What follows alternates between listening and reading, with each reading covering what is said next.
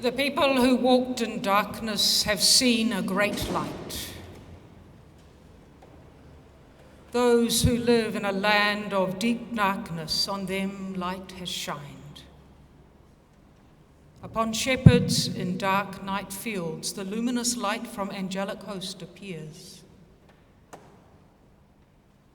This night we are in darkness, anticipating, hoping in this darkness for the inbreaking glimmer of God's presence with us. This is a time we might let that be true, let that in, open ourselves to receive. We're in this Christian place, and it is Christmas Eve. So as we listen to the readings of this season, we are primed to listen for the story about the soon-to-be family of Mary and Joseph and Jesus. However, tonight, if we listen really closely to Luke's story, it seems to be more about the shepherds. Because the shepherds are bathed in angelic light. The shepherds see and hear and understand the angelic message. The shepherds decide to check out whether or not the story adds up. The shepherds tell Mary and Joseph the good news. The shepherds are the messengers who tell of angels revealing to them Jesus' importance. What of it, you might ask? Surely shepherds have a solid place in Jewish history. After all, King David started his career as a shepherd.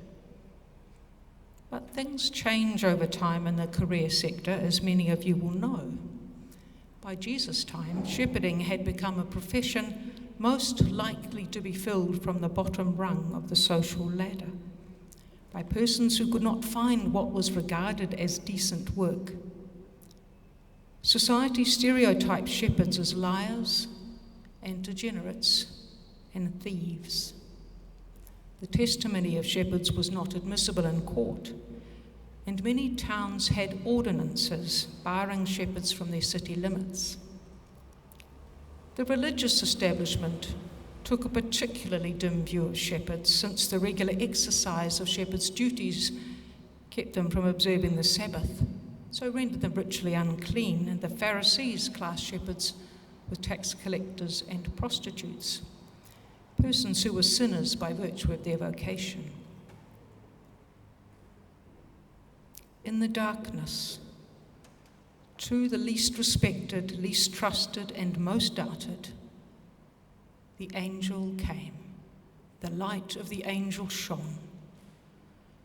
To those who themselves were most likely to have given up hoping or believing or trusting that anyone cared or they had anywhere to belong, to those people the message came. Into the darkness, to those in their dark, emptied out space, angelic light shone. Terrified they were and overwhelmed, but they were not overcome. They received, and they acted, and they tested, and they told of the good news message of hope given them. The least trusted were entrusted to bear a message of hope and light in a time of darkness. We live in difficult and dark times. It is genuinely hard not to be overcome. When in darkness, the idea of light is, of course, there, because how else would you know you were in darkness?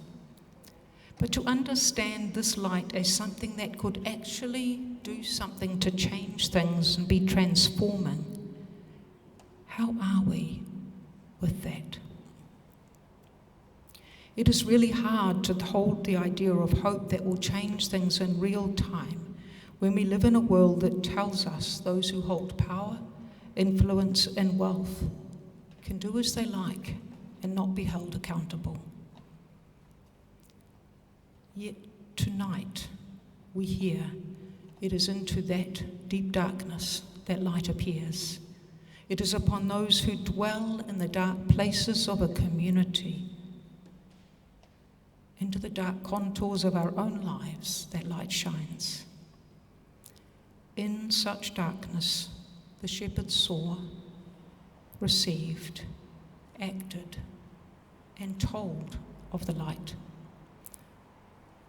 It is only through their witness that the angelic proclamation was known and the identity of Jesus was proclaimed.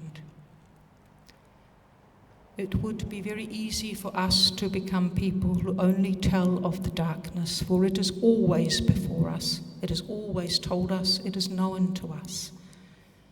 But it's not the whole story. It is darkness because it is not light, and we call it this only because of light. And in light, life flourishes. We see this, we receive it, and we can act and tell of it.